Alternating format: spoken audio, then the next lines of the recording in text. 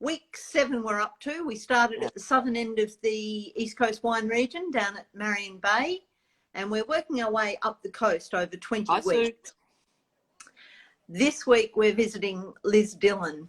It's another one of the old farms. In Subi, fact, can I interrupt you just for a minute, just in case there's somebody on the watching us that haven't been involved in the last 7 weeks. We'll just do a really quick, brief intro of who we are. So, it's the Subi Mead over there in Bicheno, and I'm Helen. I'm just temporarily in Balnarring on the Mornington Peninsula, but I will be back in Bicheno hopefully very soon. We're doing virtual wine tastings since we were unable to do on-site tastings when the old COVID hit us all. So the Farm Shed East Coast Wine Centre covers the 22 vineyards on the East Coast, from down Brim Creek Way or Marion Bay Way right up to just outside St Helens. So with these virtual tastings, as Subi was just starting to say, that we've been starting from the southern part of the East Coast and we're moving our way up north. So we've today we're doing Lisdillon, which is just south of Swansea. Go for it now, Subi. Yeah, now the East Coast wine region extends from Marion Bay, which is pretty close to Port Arthur, if you haven't been here, but you do know some of the icons. Travels up past Freycinet and ends up in St Helens near the Bay of Fires. So lots of natural wonders to explore as well as some fantastic wines. So Lisdillon is a fascinating property. In the 1800s... I'll be back. In the 1800s, it was actually, well, we can't talk about Lisdillon and Kelvedon next week without talking about them together. So there's going to be a bit of overlap for several reasons. Back in the 1830s, Francis Cotton, who founded Kelvedon, first surveyed Lisdillon just down the coast. His grandson, Douglas Cotton, bought the property Lisdillon in the 1970s. When we got to the 4th generation of Kelvedon people, we had 2 sons and 1 farm. Thank you.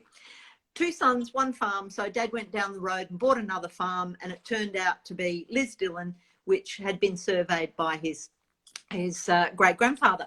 Now, it's a property that's got a tumultuous history and tales of murder and mystery and wealth and misery. It was a prospering... And Subi, can I just interrupt, because you're talking about the 2 boys, but there's also a girl in the family as well, Prue Cotton. Prudence, who will be known by many people, but particularly many people in Hobart. She's a interior designer and a very well-known and excellent skilled horsewoman. So she trains horses and teaches horse riding, etc. So she's been very much part of the Kelvedon history as well. And as you say, Kelvedon and Lisdillon are very much linked.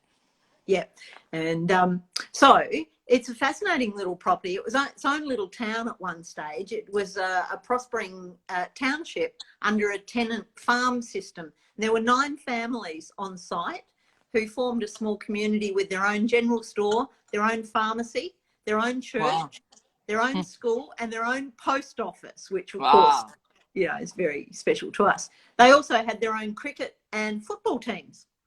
And the very famous Truganini, Tasmanian Aboriginal Truganini, visited the spot way back when. So from the 70s, it was in Crispin's hands. It's a sheep farm like so many of the others. It also had a salt works on there, which feeds into, we're going to do a little bit of a salt special tonight. Yeah, and one of the owners of Lisdillon, before the Cotton family had it, became Tasmania's first premier. Oh, so Helen, so fascinating property. So who was that? Have you got that? Have you got his name? I don't have the name, and that's okay. terrible. Anybody that knows the first premier of Tasmania, you might just get a bottle. Feed it in, Andrew Ross. No Googling.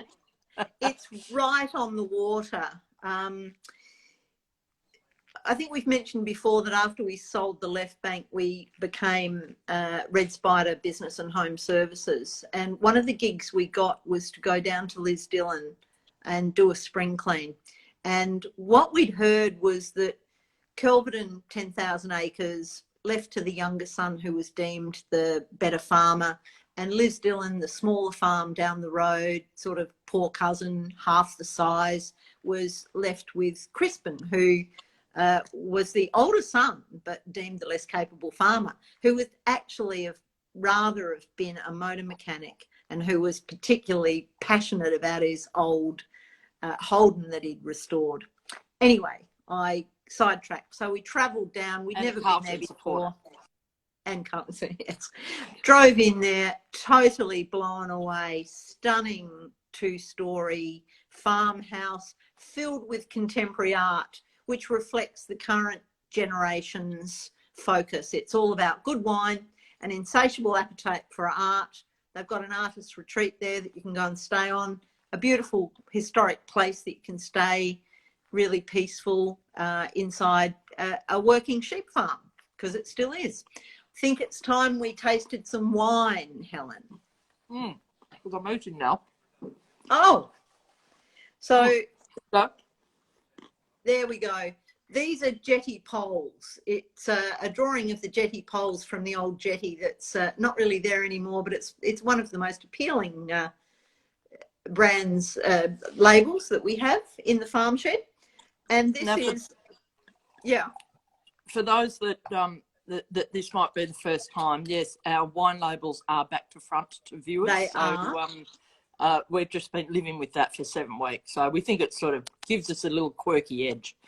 Well, you can always pop onto our online shop and check out what they look like the right way round. One of our favourite little Sauvignon Blanc. Sauvignon Blanc.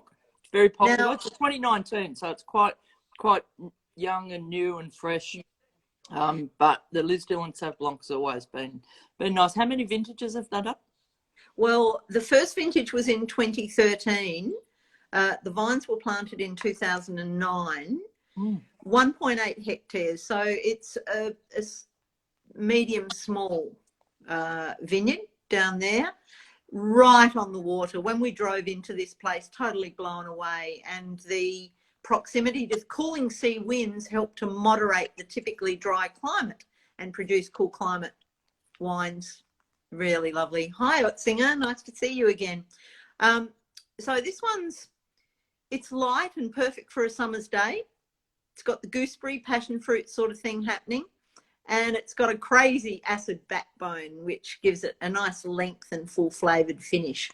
So can I just tell you that I've just, before I sipped it, which was probably wrong, but anyway, I had a little bit of Huon smoked salmon with some Tasmanian 41 degrees south ginseng spice and some sea salt. And so I had that on a Savoy biscuit that had black pepper in it. So by the time I got the Sauv Blanc in my mouth is just dancing. It's a dance party in there. Yeah, absolutely. It's fantastic. Well, I love it. So the Sauv Blanc to me right at the moment is quite spicy and because I haven't got it very cold, so it's actually quite rich and it's just beautiful. It is beautiful. I have some Muir's smoked salmon. Muir's being quite an iconic fishing family. George Muir was a bit of a legend. One of the reasons why we have quotas for blue-eyed trevally, and that's why we're still eating it. It hasn't been fished out. Well, I managed to get myself a hold of some Tasman sea salt. Yes, well, so you've got the real stuff. I love the Tasman sea salt. And one of the things about the Tasman sea salt is that they have quite a number of different flavours. So they've got a wakame sea salt, which would go fantastically with some seared scallops. And I know that you've been eating lots of scallops lately. So if you can get your hands on some wakame Tasman sea salt, it's fantastic. And the other sea salt they have is, well, they have quite a few, but one of the others is a pepperberry sea salt. And we can have a cheeky little steak tonight with Dad. And I thought, oh, wouldn't it be great if I had some of that pepperberry sea salt? I would just put it on that little cheeky little steak on the barbecue and have that. 'Cause I reckon it'd be fantastic. Anyway, I haven't got any on hand, so there you go. I also am having my smoked salmon and Tasman sea salt on one of these, which is a fantastic collaboration. I know this is looking like an ad, but the more we do this, the more excited I get about Tasmanian products. So this is Tasman sea salt set in a lavash biscuit. Now, it was a collaboration between, I had her name before and now it's gone.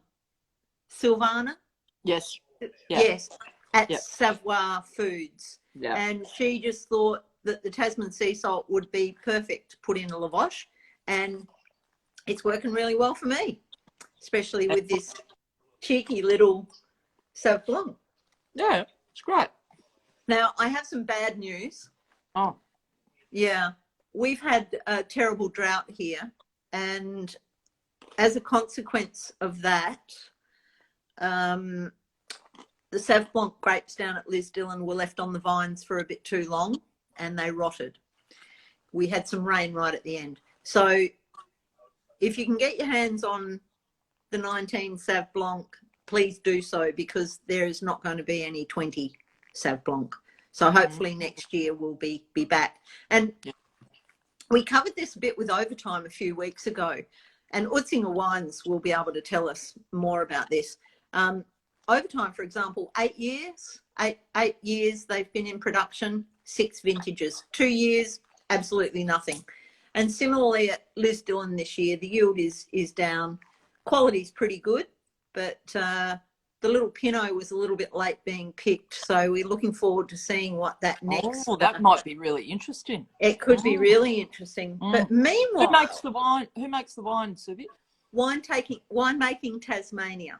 Yep. Winemaking Tasmania. So not someone specifically, but I think Kira's had a hand in it.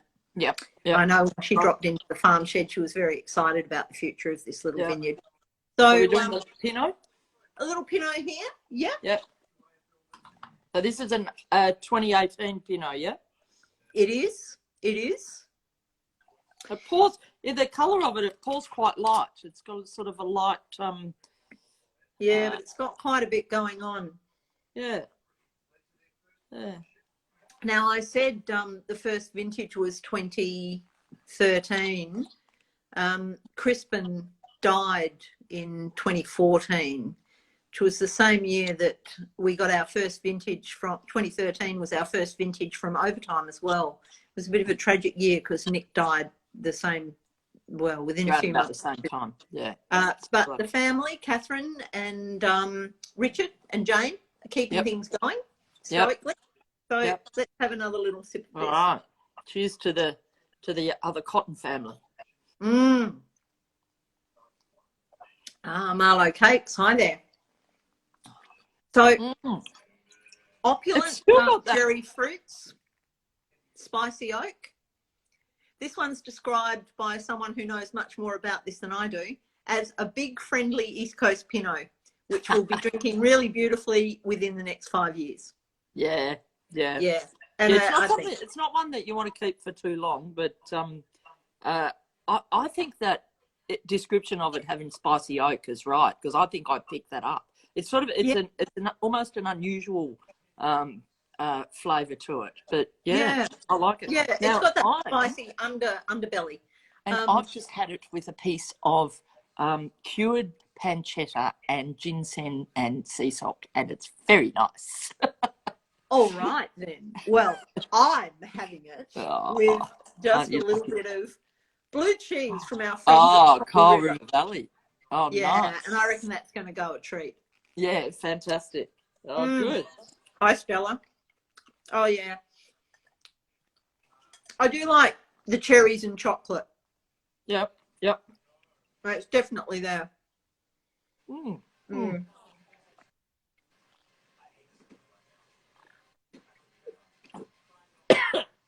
Well, all right. That's pretty much it for us this week.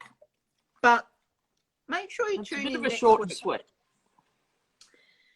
we're doing Kelvedon, but we've got a bit more to say about Kelvedon and the cotton family and their heritage and their impact on Tasmania, which we continue to enjoy today. So we'll save that for then. Meanwhile, please enjoy East Coast wines as we do. If you want to explore what's available, hop onto our online shop. Free postage within Tasmania. In fact, I think within Australia if you ring us. And we'll see you next week for another Sauv Blanc and another Pinot. But this one's from Kelvedon, and they've been producing wine for over 20 years. Whereas Lisdillon, as we said, just a few vintages there.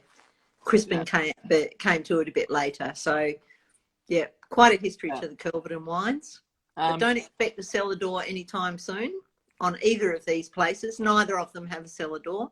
You have to come and see us at the farm shed to experience the Lisdillon and Kelvedon wines, because they're just farmers. They just want to be on their tractors.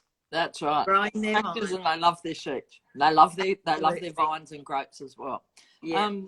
Thank you everybody for joining. Remember that you can catch up, or if you know anyone that might want to just have a look at what we're doing, they can catch up on both Facebook and Instagram later on, because it'll be saved there. And thanks, also Stella. on our great. website. Yes, yes, Stella. I'm glad we could introduce you to Kelvedon when we had Granite, our restaurant, our Portuguese-inspired modern Australian restaurant up the hill here. But I just wanted to just say to people, look, you know, we have no plans on making these virtual tastings sort of, you know, half the night. We don't want to bore people to death. So we like it when they're sort of short and sweet, and we say around 15 minutes. Sometimes we go 20 minutes. Sometimes we will stay with 15 minutes. So it just depends. But as most of you know, we're sort of short and sweet, try and have a few laughs and little informality. And I hope we've made the last sort of 15, 20 minutes a bit enjoyable for you.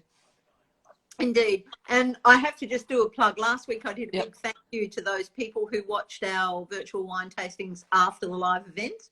And this week, Helen, we're over 400 views. Oh, wow. Fantastic. So, Andrew's just reminding us that you can also see the video on the website as well as Facebook and Instagram. Thanks, Andrew. And with the restrictions easing, we hope to see all of you at the farm shed very soon. Very soon. Yeah, okay, won't be long bye. now. Bye. I can feel it building. Bye for now. Bye.